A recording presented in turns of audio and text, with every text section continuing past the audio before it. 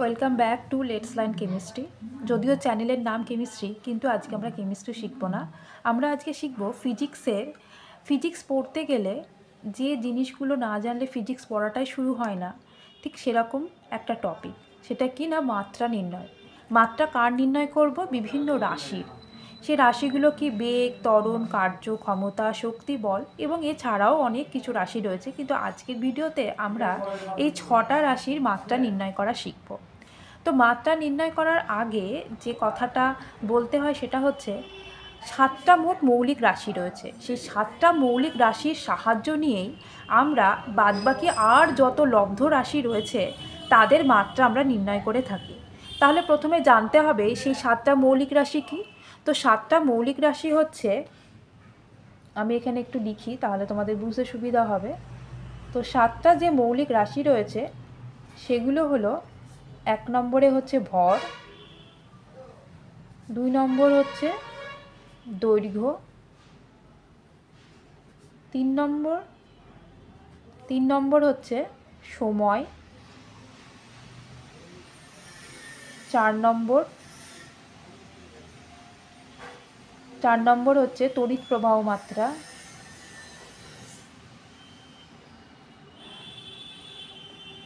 5 নম্বর হচ্ছে উষ্ণতা, 6 নম্বর হচ্ছে আলোক দীপ্তি এবং 7 নম্বর হচ্ছে পদার্থের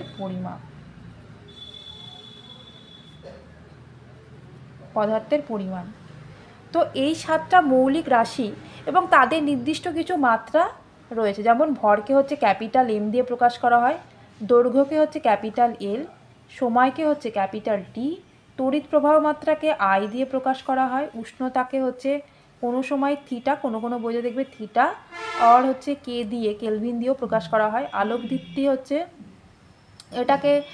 এটা সাধারণত মাত্রা লেখা থাকে না সব বইতে, তবুও আলোক দীপ্তিকে জে দিয়ে প্রকাশ করা হয়।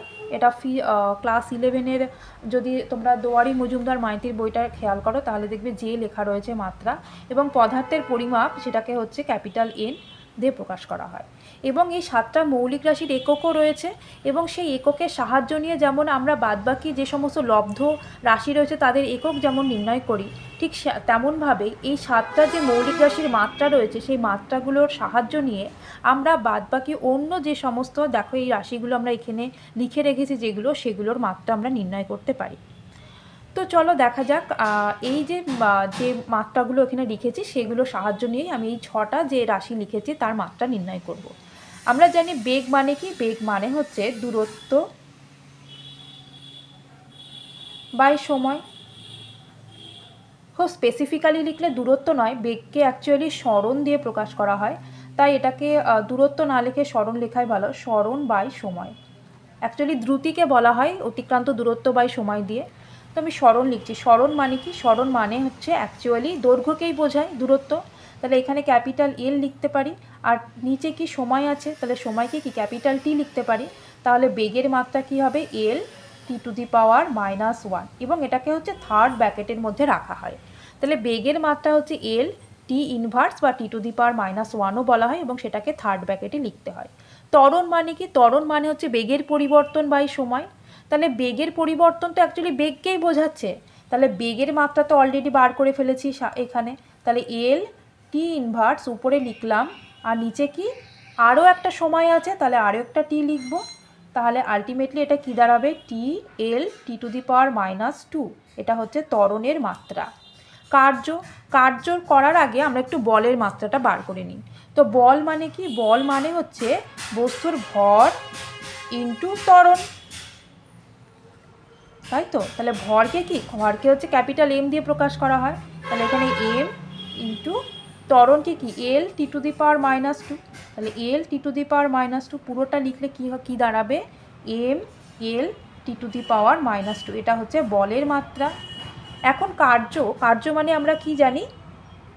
কোনো বস্তুর উপর বল প্রয়োগ করলে বস্তুর যদি সরণ হয় তাহলে সেই বল মানে প্রযুক্ত বল এবং সরণের যে গুণফল সেই দিয়েই আমরা কার্যের পরিমাপ করে থাকি। তাহলে কার্য সমান কি লিখতে পারি? বলের মাত্রা ইনটু হচ্ছে সরণ। তাহলে বলের মাত্রা তো আমি এখানে বার করে রেখেছি, তাহলে এখানে লিখতে পারি এম এল -2 আর আরও একটা ইনটু স্মরণ থাকে, তাহলে আরও একটা এল লিখতে হবে, তাহলে ml² T⁻², এটা হচ্ছে কার্যের মাত্রা।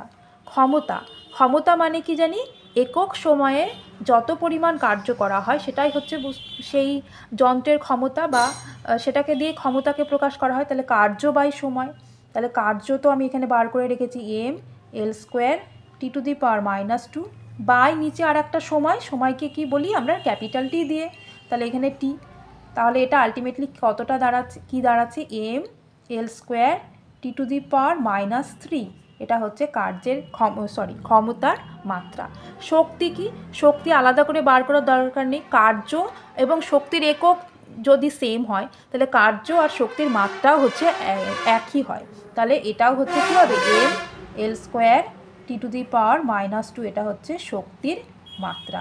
তাহলে এইভাবে হচ্ছে আমরা মৌলিক যে রাশিগুলো তাদের যে মাত্রা, সেই মাত্রার সাহায্য নিয়ে আমরা বাদবাকি অন্য যে সমস্ত লব্ধ যে রাশিগুলো রয়েছে, এগুলো তো সবই লব্ধ, তার মাত্রা আমরা এইভাবে বার করতে পারি। তো ক্লাস 9-এ এবং ক্লাস 11-এ যারা রয়েছে তাদের ফিজিক্সের প্রথম চ্যাপ্টারেই রয়েছে মাত্রা নির্ণয়। অনেকের এই মাত্রা নির্ণয় করতে গিয়ে অসুবিধা হয়, আশা করি তোমরা বুঝতে পেরেছো কীভাবে মাত্রা নির্ণয় করতে হয়। তো কমেন্ট বক্সে তোমরা আমাকে ক্ষেত্রফল এবং ঘনত্ব ও চাপের মাত্রা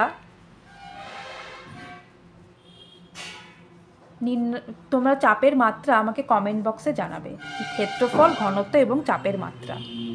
আজ এ পর্যন্তই, অন্য দিন অন্য একটা টপিক নিয়ে আমাদের আলোচনা চলবে। আজ এই পর্যন্তই।